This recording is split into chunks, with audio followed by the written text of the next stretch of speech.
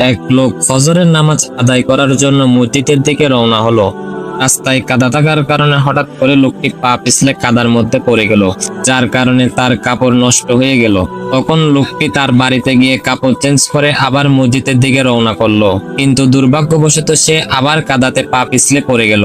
লোকটি আবারও বাড়িতে গিয়ে তার জামা কাপড় চেঞ্জ করে মসজিদের দিকে রওনা করলো। এমন সময় একজন অপরিচিত লোক তার হাত ধরে মসজিদ পর্যন্ত এগিয়ে দিল।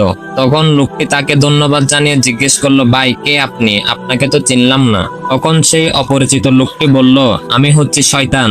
আপনাকে সাহায্য করেছি কারণ আপনি প্রথমবার পড়ে যাওয়ার পর কাপড় চেঞ্জ করে যখন ফিরে আসলেন, তখন আল্লাহ তাআলা আপনার জীবনের সমস্ত গুনাহকে ক্ষমা করে দিয়েছেন। দ্বিতীয়বার যখন ফিরে আসলেন, তখন আপনার পরিবারের সমস্ত লোকদের গুনাহ ক্ষমা করে দিয়েছেন।